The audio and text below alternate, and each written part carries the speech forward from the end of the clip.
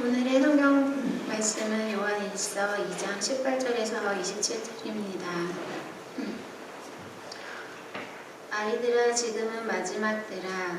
저 그리스도가 오리라는 말에 너희가 들은 것과 같이 지금도 많은 저 그리스도가 일어났으니 그러므로 우리가 마지막 때인 줄 아노라. 그들이 우리에게서 나갔으나 우리에게 속하지 아니하였나니 만일 우리에게 속하였던 거라면 우리와 함께 거하였으려니와 그들이 나간 것은 다 우리에게 속하지 아니함을 나타내려 함이니라. 너희는 거룩하신 자에게서 기름 부음을 받고 모든 것을 아느니라. 내가 너희에게 쓰는 것은 너희가 진리를 알지 못하기 때문이 아니라 알기 때문이요 또 모든 거짓은 진리에서 나지 않기 때문이라. 거짓말하는 자가 누구냐? 예수께서 그리스도이심을 부인하는 자가 아니냐? 아버지와 아들을 부인하는 그가 저 그리스도니 아들을 부인하는 자에게는 또한 아버지가 없으되 아들을 시인하는 자에게는 아버지도 있느니라. 너희는 처음부터 들은 것을 너희 안에 거하게 하라. 처음부터 들은 것이 너희 안에 거하면 너희가 아버지와 아들과 아버지 안에 거하리라. 그가 우리에게 약속하신 것은 이것이니 곧 영원한 생명이니라. 너희를 미혹하는 자들에 관하여 내가 이것을 너희에게 썼노라. 너희는 주께 받은 바 기름 부음이 너희 안에 거하나니 아무도 너희를 가르칠 필요가 없고 오직 그의 기름 부음이 모든 것을 너희에게 가르치며 또 참되고 거짓이 없으니 너희를 가르치신 그대로 주 안에 거하리라. 오늘 설교 본문에 기름 부음이라는 말이 2번 등장합니다. 기름 부음에 대해서 많이 들어보셨을 거예요. 어노인팅이라고 저희 가스펠송에도 있고 여러 가지 많이 사용하는 그런 용어이기도 합니다. 그래서 오늘 말씀 가운데 어노인팅, 기름 부음이 무엇인지 저희가 좀 확실히 알았으면 하는 바람입니다. 제가 예수님을 처음 믿고 제가 받았던 여러 가지 복들이 있어요. 그런데 그 중에 좋은 선생님 만나고 좋은 인도자들 만나고 그런 복이었었습니다. 제가 누구 꼭 기도할 때마다 좋은 교회 만나고 좋은 교우들 만나고 좋은 직장 동료들 만나고 이렇게 기도를 하는데 저도 그 당시에 그런 복들을 누렸었어요. 특별히 한 형제가 그 당시에 저희 구역에 왔었는데 저한테 성경을 가르쳐주고 또 큐티하는 것도 가르쳐주고 기도하는 것도 가르쳐주고 그냥 옆에서 붙어서 하나씩 차근차근하게 가르쳐 주었었습니다. 그리고 또 책도 빌려주어서 그 당시 읽던 책이 지금까지 저에게 영향을 미치고 있어요. 그 당시에 빌려줬던 책이 마틴 로이드 존스 목사님의 책에 썼습니다. 그 덕분에 그분의 영향권에 있고 또 존 스타트 목사님 같은 유명한 목사님들의 책들, 쉬운 책들을 저에게 빌려주셨습니다. 열심히 책을 읽다가 알렌타운 펜실베니아에 있습니다. 여기서 그렇게 멀지 않는데 그쪽으로 이사를 와서 한인교회를 출석하기 시작했습니다. 그런데 거기서 마침 또 대학교 선배를 만났어요. 그런데 어느 날 저한테 토저라고 알아요. 그래서 토저가 누구예요? 에이든 토저라는 한 사람에 대해서 물어봤습니다. 제가 모른다고 하니까 그 선배가 저한테 그렇게 얘기했어요. 겉을 뜨겁게 하는 책들 보지 말고 속을 뜨겁게 하는 책을 보라고 꼭 토저책 사서 보라고 그렇게 권했습니다. 그 당시에 한국 책을 미국에서 구하기가 쉽지 않았기 때문에 동네에 있는 크리스천 북스토어에 달려가서 영어로 책을 샀어요. 근데 워낙 내용도 어렵고 영어로 읽기도 어려워서 진도가 참 안 나가다가 한국에 들어가서 한국 번역판이 있었기 때문에 그 책을 사서 번역판을 읽기 시작했습니다. 그 책의 제목이 The Pursuit of God, 아주 작은 책이에요. 그냥 한숨에 읽을 수 있는 그런 작은 책인데 내용은 굉장히 심오합니다. 그래서 초신자실에 아주 애를 쓰면서 그 책을 다 읽었던 기억이 나요. 그런데 그것이 신학교 가기 한참 전 일이었었지만 제가 일반 성도로서 신학에 대한 관심을 가지게 되는 계기가 되었던 그런 초청이었었어요. 그런데 그 에이든 토저라는 목사님은 오랫동안 시카고에서 사역을 하셨어요. 심지어는 토저 박사라고도 불립니다. 그래서 저희가 착각하기에는 박사니까 교육을 많이 받았겠구나 생각할 수 있는데 그 박사학위는 명예 박사학위, 위튼 칼리지에서 준 박사학위고 그분은 고등학교도 제대로 졸업하지 못했어요. 그래서 가난한 환경 때문에 고등학교, 대학교 과정을 못 마쳤기 때문에 독학으로 마쳤고 정규 신학 교육을 받지 않고 목회에 임했던 그런 목사님이었었어요. 그런데 그의 사역을 전개해서 기름 부음 받은 능력이 나타났다고 그렇게 기록을 하고 있습니다. 그러면 그 기름 부음 받은 능력이 어떻게 나타났을까? 그는 늘 기도하는 사람이었었어요. 심지어는 그는 집에 들어가면 지하실로 내려가서 옷을 갈아입었다고 합니다. 어떤 옷이냐면 저희가 무엇을 만들 때 입는 작업복으로 갈아입었대요. 기도를 마룻바닥에 아예 납작 엎드려서 기도하기 위해서 늘 작업복으로 갈아입고 기도했다고 합니다. 책을 읽다가 이해가 안 되는 부분, 성경 읽다가 이해 안 되는 부분을 하나님께 끊임없이 물어보았던 기도의 사람으로 전해지고 있어요. 그렇기 때문에 많은 저술을 남겼고 하나님의 기름 부음을 받은, 성령의 기름 부음을 받은 사람으로 전해지고 있습니다.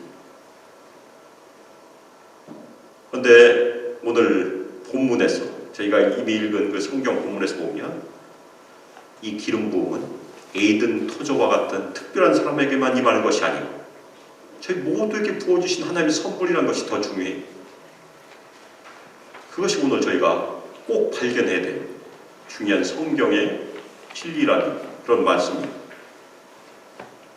그래서 오늘 말씀을 통해서 이미 신자들에게 주어진 기름 부음에 대해서 저희가 한번 살펴보고 그 기름 부음의 능력이 어떻게 우리 삶에서 더 나타나야 될지 그게 저희가 구해야 되는 중요한 기도 제목이고 제 신앙이라는 그런 말씀을 전하고자 합니다. 오늘 요한사도는 새로운 부분, 새로운 섹션을 시작해요. 그래서 아이들아 그러면서 시작을 합니다. 그러면서 이 시대의 특징, 2000년 전이나 지금 제가 설교를 하고 있는 이 시대나 똑같은 특징을 전하고 있습니다. 그것이 무엇입니까? 지금이 마지막 때다. 마지막 때가 계속해서 지금까지 이어지고 있습니다. 저희가 마지막 때라고 하면 성경에서 보통 두 가지 의미를 지니고 있어요. 하나는 예수님께서 처음 오셨을 때와 마지막 때, 재림할 때 그 기간을 보통 마지막 때라고 부릅니다. 구약 성도들은 그 마지막 때를 하나의 점으로 봤어요. 그런데 점점 가까워지면 그것이 분리가 돼서 하나의 기간, 두 개의 점 사이에 있는 기간으로 보통 이해를 합니다. 그런데 오늘 쓰여진 이 마지막 때는 약간 다른 의미예요. 이미 저희가 그 마지막 기간에 살고 있기 때문에 요한사도가 마지막 때라고 한 것은 마지막 때 환난과 핍박 가운데 종말의 때를 얘기하고 있는 그런 얘기예요. 그런데 요한사도가 지금이 마지막 때라고 하는 그 증거가 18절에 있습니다. 그 증거는 적 그리스도가 오고 있다. 아직 안 왔어요. 이 적 그리스도는 말 대부분의 신자들이 잘 아는데 성경에 몇 번 등장하지 않습니다. 요한 1서에 그리고 요한 2서에만 등장해요. 근데 워낙 중요한 말이기 때문에 저희가 대부분 다 알아요. 이 적 그리스도라는 존재가 무엇입니까? 마지막 때, 종말 때 강력한 능력으로 나타나서 예수 그리스도를 대적하고 성도들을 핍박하는 존재로 성경 여러 군데서 기록이 되어 있어요. 그 중에 대표적인 세 구절 저희가 한번 살펴보겠습니다. 하나는 예수님께서 직접 말씀하신 내용에 등장을 합니다. 마가복음 13장 14절에 보면 적 그리스도라는 존재를 멸망에 가증한 것이라고 그렇게 얘기하고 있습니다. 마가복음 13장 14절 멸망에 가증한 것이 서지 못할 곳에 선 것을 보거든 읽는 자들은 깨달을진저 그때 유대에 있는 자들은 산으로 도망할지어다.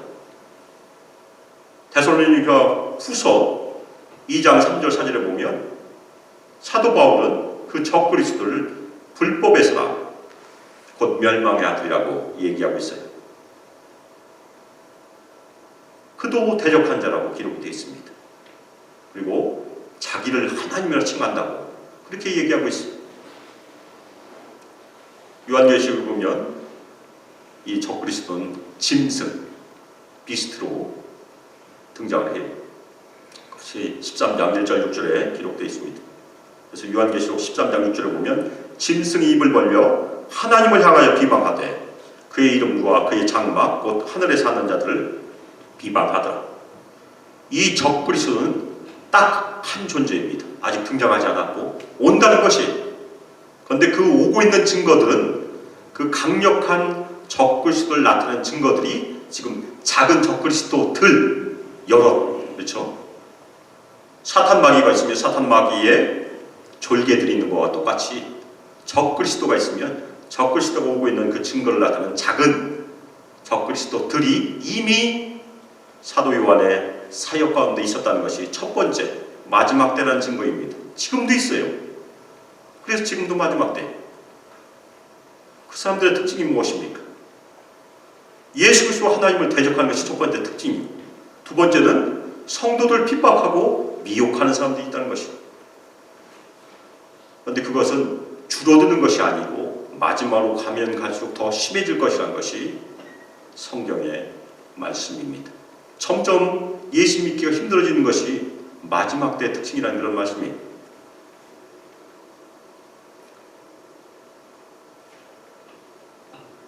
이 적그리스도, 어떤 예수님께서는 거짓 그리스도라고 그렇게 표현했어요.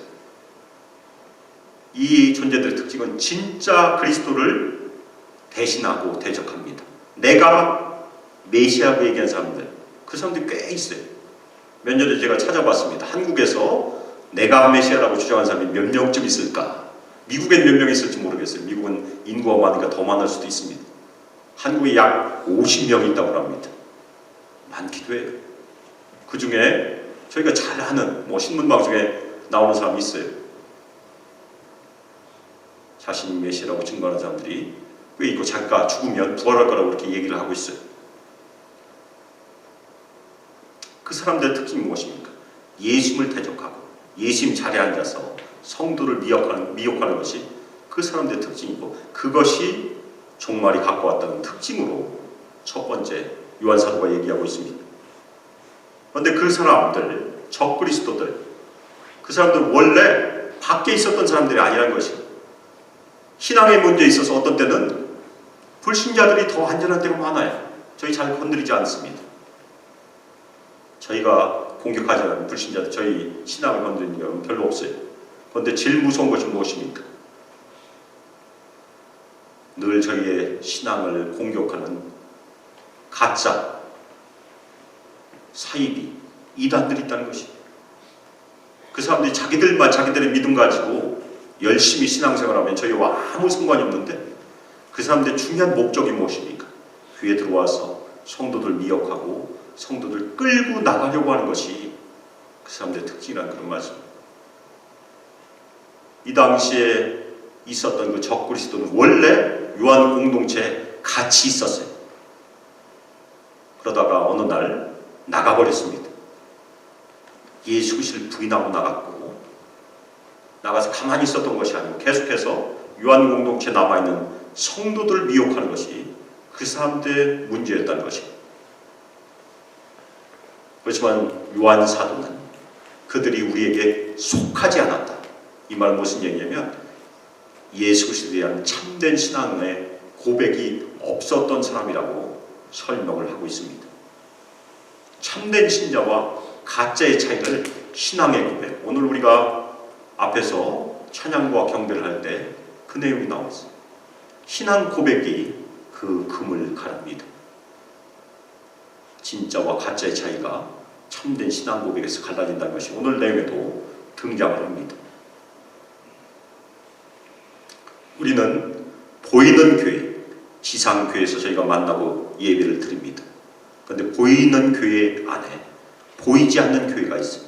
가시적인 교회와 비가시적인 교회가 함께 있습니다. 눈으로 보이는 교회는 저희가 외면적으로 보는 교회입니다. 저희가 소망교회라는 가시적인 지상교회에서 신앙생활을 하고 있어요. 그렇지만 참된 교회, 보이지 않는 교회가 어떤 교회입니까? 참된 신앙 고백으로 이루어진 교회가 보이지 않는 교회. 그것은 누구만 아십니까? 주님만 아십니다. 그런데 그 차이를 이상하게 생각할 필요 없어요. 예수님께서 이미 얘기하신 말씀입니다. 마태복음 13장에 보면 알곡과 가라지의 비유, 유명한 비유가 있습니다. 하나님 나라의 가시적인 표현이 이 땅에 있는 지상의 교회인데, 이 지상의 교회에 진짜와 가짜가 함께 있을 수도 있어요. 저도 옛날에 가짜였었던 적이 있습니다. 제가 교회 다녔어요. 운전자로 다녔습니다. 저희 한 사람 데려다주고 데려오고, 설교 시간에 시계를 열심히 봤습니다. 언제쯤 저 설교 끝나나. 그것이 제가 예수 믿기 전에 삶이었었어요. 근데 예수님께서 그 가라지를 뽑아 버리라고 하지 않습니다. 내버려 두라. 언제까지? 마지막 심판 때까지. 어떻게 보면 그것이 은혜의 메시지. 왜냐하면 저처럼 가라지도 은혜 받고 회개하고 예수님 믿을 수 있는 가능성이 있으니까. 예수님께 돌아오면 가라지는 알곡이 될 수 있습니다. 저희 모두 다 예수님 만나기 전에 다 가라지였었어요. 혹시 여기 알곡으로 태어났다고 생각하시는 분 있어요? 모태신앙이라고. 모태신앙은 성경적인 말이 아니에요. 태어나면서부터 예수 믿은 사람 있습니까 혹시? 장로교에서는 가능한지 모르겠지만 침례교에서는 불가능해요. 신앙 고백으로 이루어진 것이 저희 참된 신자의 모임, 거룩한 공동체, 교회라는 말씀입니다.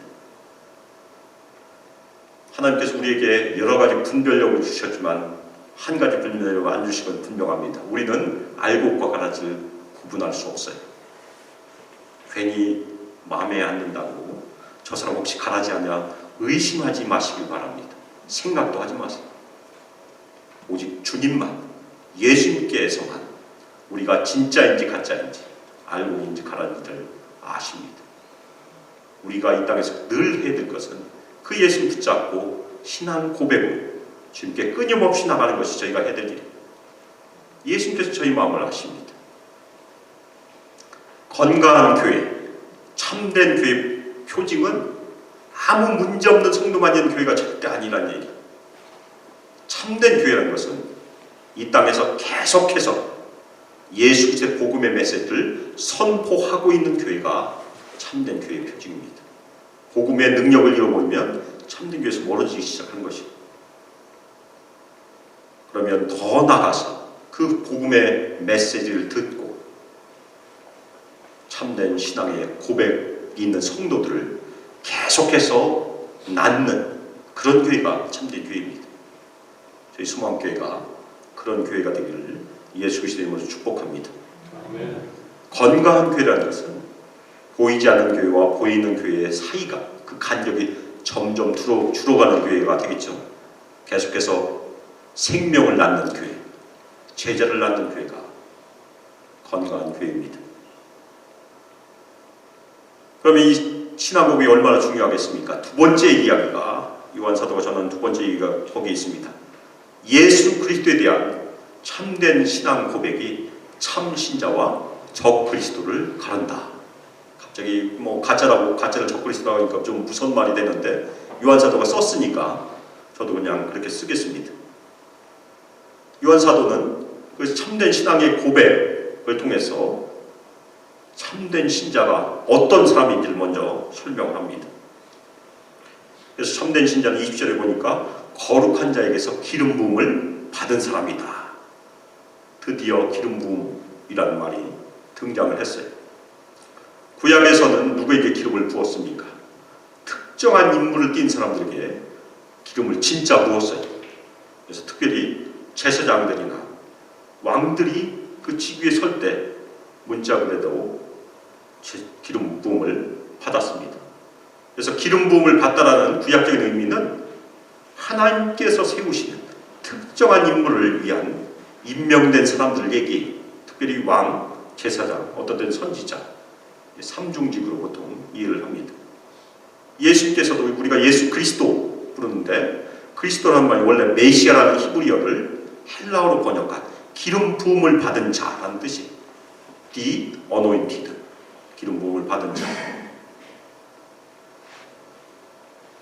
그런데 그 기름 부음이 신약에 들어오면 특정한 사람들에게만 해당되는 것이 아니고 모든 신자에게 해당된다는 것이 요한 사도가 하는 얘기예요.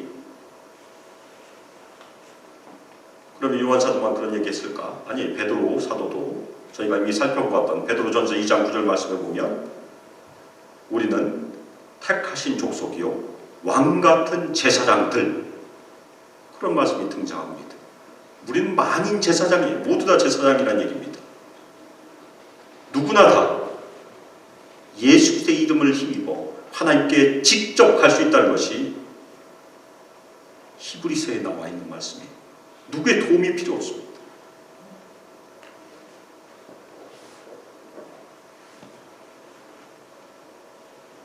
하나님의 기름 부음이 우리 모든 성도들에게 동일하게 임했다는 그런 얘기. 아멘입니까?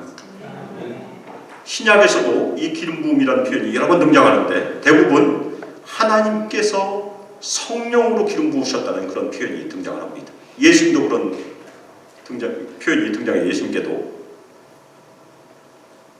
성령이 어떤 분이십니까? 우리 성도들을 진리 가운데 하나님의 말씀으로 인도하신 분이십니다. 그것이 요한복음에 기록이 되어 있습니다. 그래서 구약을 근거로 하면 기름 부음은 우리 신자들을 특정한 인물인 하나님의 나라의 일들에 세우시는 그런 기능을 합니다. 동일하게 기능을 하는 것입니다. 하나님께서 임명하신 왕같은 제사장, 그것이 구약의 예로 저희가 이해하는 기름 부음입니다. 신약의 예를 든다면 우리를 하나님의 말씀, 진리 가운데로 인도하시며 하나님의 말씀을 확신시켜 주시는 성령으로 우리에게 기름 부으신다, 그 말씀입니다. 그런데 그 기름 부음을 누가 하십니까? 거룩한 자가 하신다고 했는데 특별히 예수님은 하나님의 거룩한 자라고 신약성경에 여러 번 기록이 되어 있고 예수님께서 성령을 받아서 우리에게 주십니다. 그렇기 때문에 이 거룩한 자는 예수님으로 이해할 수 있습니다. 메시아, 기름 부음을 받으신 예수님께서 우리에게 성령으로 기름 부으신다는 그런 말씀이, 그것이 모든 성도에게 이미 임했다는 것입니다. 느끼시거나 못 느끼시거나 하나님께서 선포하신 말씀 바로 거기 있어요.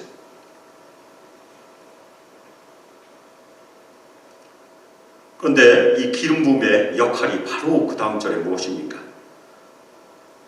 기름 부음 받은 자, 참된 신자는 모든 것을 안다. 그런데 이것은 나중에 27절에 모든 것을 가르친다와 연결이 그대로 됩니다. 성령의 기름 부음의 그 기능은 하나님께서 사도들을 통해서 기록한 모든 하나님의 말씀을 다 알도록 해주신다는 것이에요. 그래서 저희가 신학적인 용어로 조명이라고 부릅니다. illumination. 성경에 보면 두 가지 용어가 등장해요. 하나는 영감이고 하나는 조명인데, 영감은 사도들에게 임했던 능력입니다. 무슨 얘기냐면 하나님께서 숨을 직접 불어넣으셔서 하나님의 말씀을 기록하게 하셨던 그 능력이, 그 은혜를 저희가 영감이라고 부릅니다. 그건 인스피레이션이라고 부르고, 저희 일반 성도들에게 임한 것은 조명이에요. 기록된 말씀을 성령님의 빛 비춰주심으로 이해할 수 있도록 하는 그 은혜가 조명입니다. 그것이 성령의 기름 부으심과 연결이 된다는 것입니다. 우리가 다 할 수 있는 하나님의 은혜가 이미 임했다는 것입니다.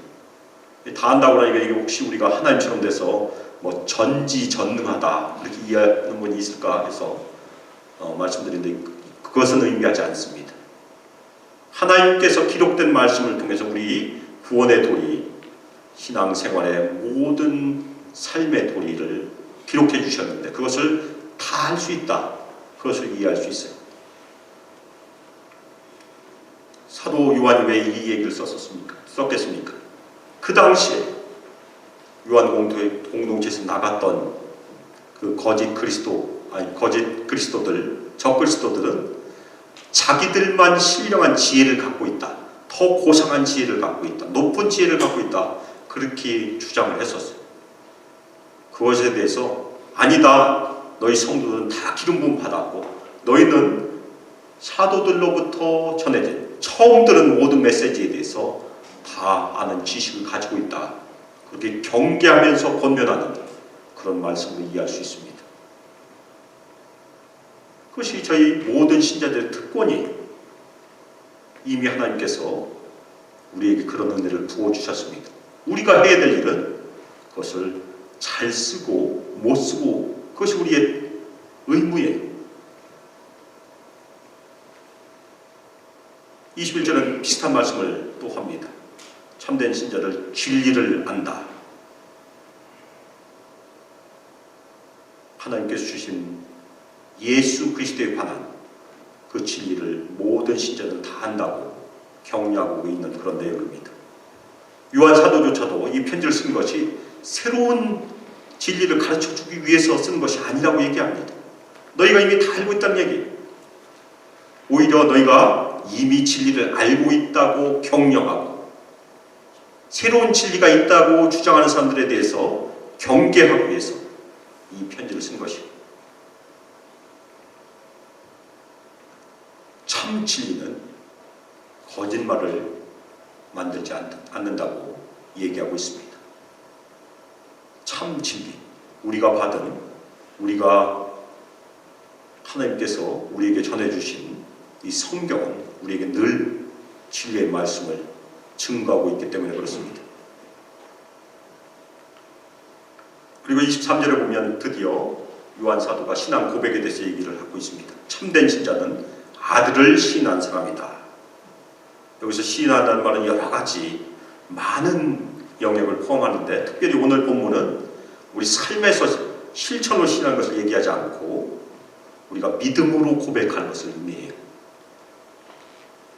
예수님께서 우리의 구원자 되시며 주인 되시며 하나님께서 약속하신 하나님의 아들이심을 믿음으로 고백하는 것이 참된 신자의 기준이라는 그런 말씀입니다. 반면에 적그리스도를 또 얘기를 합니다. 어떤 특징이 있습니까? 그 사람들은 거짓말하는 사람들이다. 성경에 기록된 내용을 거짓말하는 사람이라고 그렇게 얘기하고 있어요. 그 거짓말이 어떤 거짓말입니까? 예수님이 그리스도이시라는 것을 부인하는 것. 예수님은 그리스도가 아니라고 얘기하는 사람들이 거짓말이라고 얘기하고 있어요. 특별히 적그리스도는 아들만 부인하는 것이 아니고 아버지도 부인한다, 그렇게 얘기하고 있는데 참 이해되지 않는 부분입니다. 저희가 그냥 예수님만 부인하면 하나님은 인정할 수 있을 것 같죠. 근데 요한 사도의 논리는 전혀 그렇지 않아요. 왜 그렇습니까? 아들을 보내신 분이 아버지고 그 아들을 인정하신 분이 하나님이시라는 것이에요. 그렇다면 저희가 그 아들을 부인하면 보내신 하나님도 부인하고 인정하신 하나님도 부인하는 꼴이 된다, 그렇게 얘기하고 있어요. 간혹가다 저희 집을 가방 들고 둘이 꼭 와서 녹화하는 사람들이, 그 사람들은 아들을 부인해요. 아버지만 인정하지 그 사람들은 아버지라고 부르지도 않겠죠. 그게 말이 안 된다는 얘기입니다. 기독교는 예수 그리스도가 없으면 전혀 존재할 수 없는 종교예요. 예수 그리스도만이 유일한 진리이고 유일한 생명의 길임을 저희가 믿는 것이 기독교입니다. 그러면 저희가 아들이 없으면 당연히 우리의 구원도 없고 영원한 생명도 없고 아무것도 없는 것이에요. 그래서 저희가 배타적이라고 아무리 욕을 얻어먹어도 절대 예수 그리스도의 말씀, 나는 길이요 진리요 생명이니 나로 말미암지 않고는 아버지께 올 자가 없느니라, 그 말씀을 포기할 수 없다는 얘기입니다. 사도 바울이 얘기한 것도 아니고 예수께서 직접 하신 말씀이에요. 참된 신자와 가짜의 차이가 거기에 있어요. 거기. 그 말씀하신 예수님을 진짜 내가 주인으로 고백하냐 아니냐, 그 사이에 있다는 얘기입니다. 예수께서는 육신을 입고 이 땅에 오셨고 그리스도이시고 우리의 구원자 되시고 오직 유일한 생명의 기름을 고백하는 것이 참된 신자의 표징이라는 그런 말씀입니다.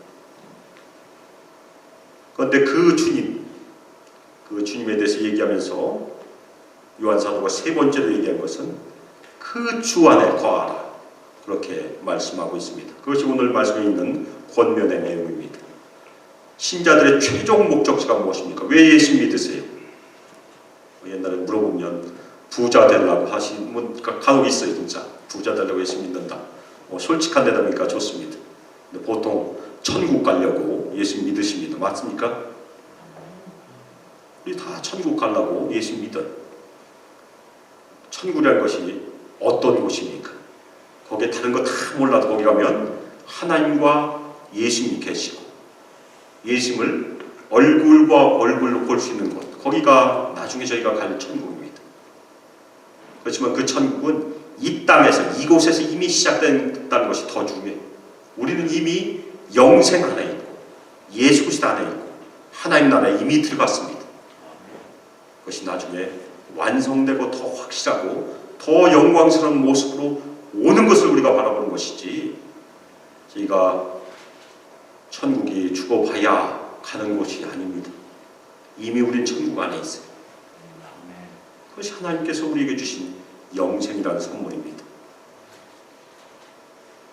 그래서 우리가 주 안에 거하기 위해서, 영생 안에 거하기 위해서 꼭 필요한 것, 첫 번째, 처음 들은 것 안에 너희들은 거하라.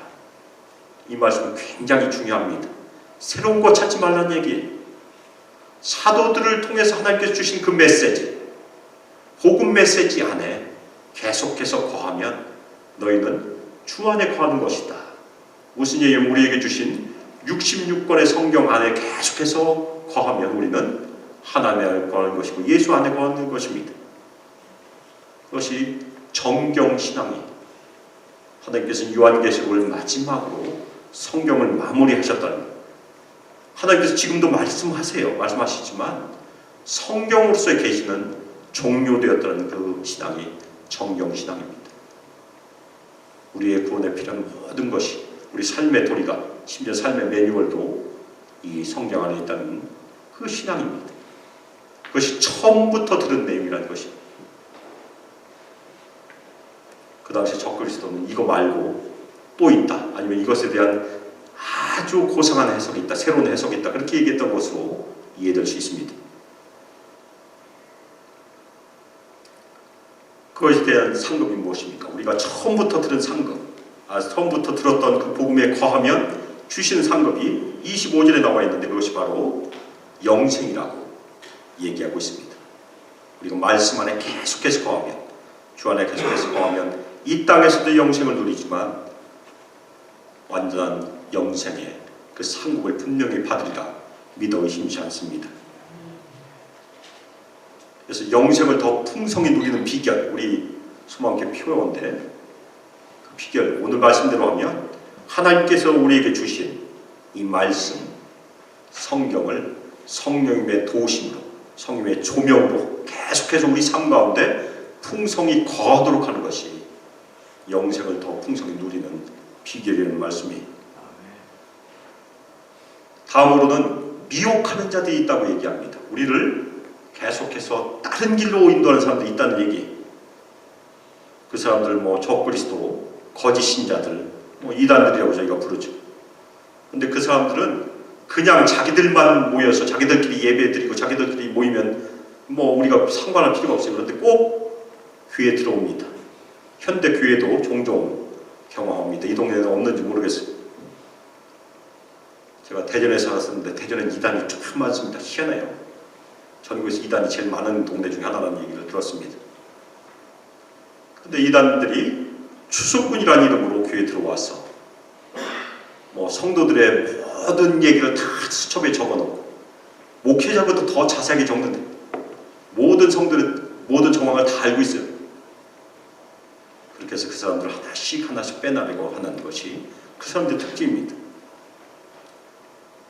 제가 데이튼에서 6개월 동안 설교했던 교회는 청년들이 들어왔어요. 그 청년들이 장년들이 많은 그 교회에 와서 남은 자에 대해서 열심히 가르쳐가고 청년들 다 끌고 나가서 잘못하면 그 교회가 뒤집어질 가능성이 있었다는 얘기를 들었습니다. 200명 넘는 교회가 나중에 40명으로 줄어들어 버렸어요.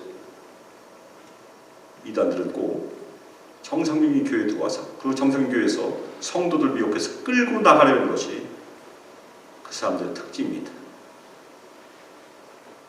이 지역에도 있을 가능성이 꽤 많습니다. 그 사람들의 특징은 우리 성도들 미혹해서 딴 길로 끌고 가는 것입니다. 그래서 요한 사도가 그 다음 마지막 구절 27절에서 그 미혹하는 사람들에 대해서 경계하면서 기름 부음을 다시 한번 강조합니다. 그 기름 부음의 효과가 무엇인지. 그래서 첫 번째는 아무도 너희들을 가르칠 필요가 없다. 예수님의 기름 부으심이 너희에게 모든 것을 가르친다. 그렇게 얘기하고 있어요. 굉장히 놀라운 말입니다. 예수님의 기름 부음이 가르치는 것, 성령께서 우리 마음에 빛을 비추셔서 조명하신 것은 참되고 거짓이 없고 분명한 가르침이라고 강조하는 그런 내용입니다. 혹시라도 이 말씀 딱 들으니까 아무도 우리 가르칠 필요가 없네.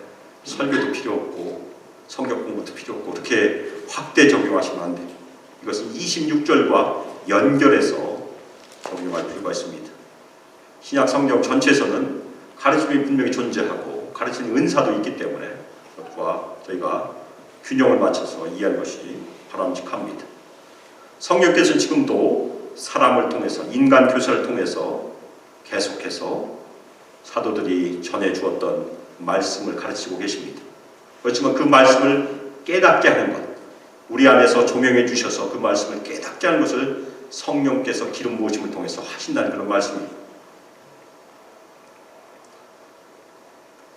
요한 사도가 경계하는 것은 그 미혹하는 자들이 우리에게 와서 너희들이 알고 있는 그 진리 말고 더 새로운 것이 있다라고 가르칠 때 그때 아무도 우리에게 기록된 말씀을 떠나서 더 새로운 것을 가르칠 필요가 없다는 것으로 이해하는 것이 바람직하다는 그런 말씀입니다.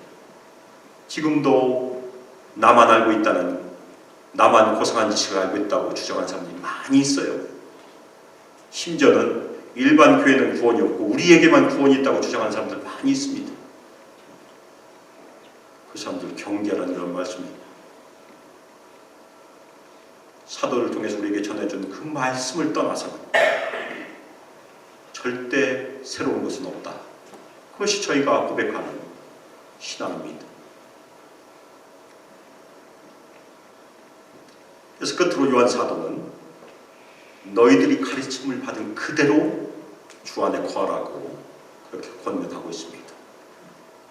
하나님께서 2000년 동안 여러 가지 박해를 통해서도 여러 가지 환난을 통해서도 끝까지 지켜주셨던 하나님의 말씀이 우리를 가르치시기를 계속해서 하나님께 의탁하는 것이 저희가 해야 될 일이고 그 가르침을 통해서 주 안에 거하는 것이 오늘 말씀에서 기름 부음의 가장 중요한 그런 기능이라는 그런 말씀입니다.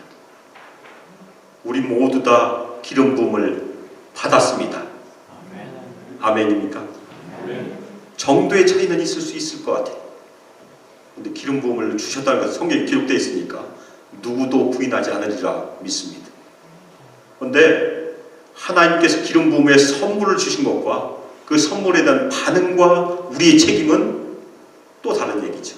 아무리 좋은 선물이라도 집에 장롱 속에 두고 사용하지 않으면 그 선물에 효과가 없다는 얘기.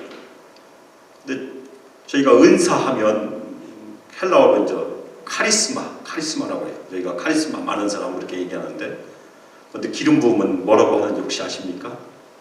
카리스마 너무 비슷하죠. 우리는 카리스마라는 카리스마를 가지고 있습니다. 기름 부음이라는 선물을 다 갖고 있다는 얘기. 그것을 사용하지 않으면 하나님께서 주신 목적을 우리가 사용하지 않는다는 얘기입니다.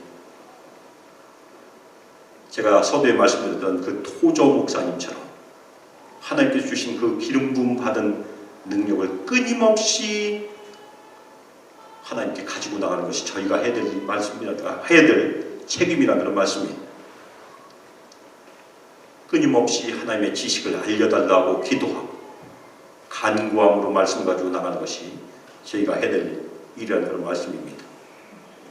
우리가 늘 기도로 말씀을 대하고 더 잘 알게 해달라고 간구하고 말씀을 읽으면 놀라운 일들이 저희 안에서 생기리라 믿어 의심치 않습니다.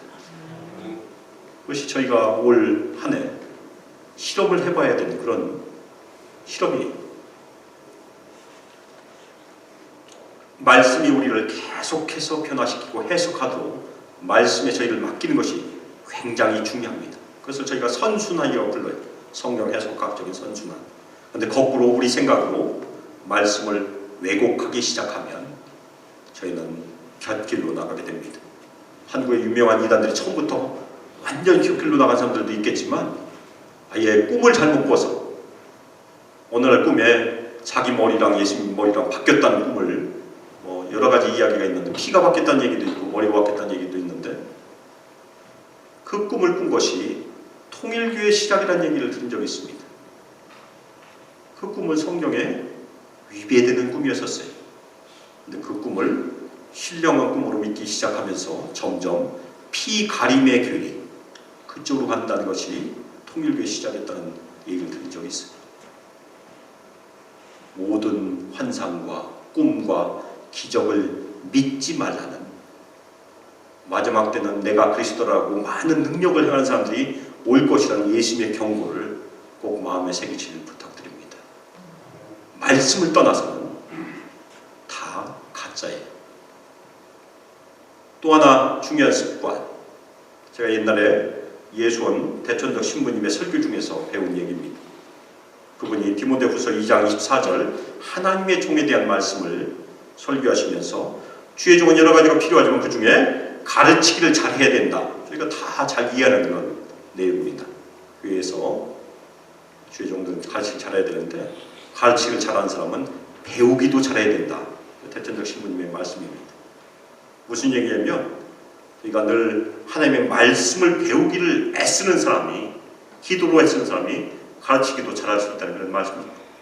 특별히 저희 수모함께 모든 교사들, 또 교사를 수모하는 분들이 이 말씀 붙잡고 계속해서 기도하시길 부탁드립니다.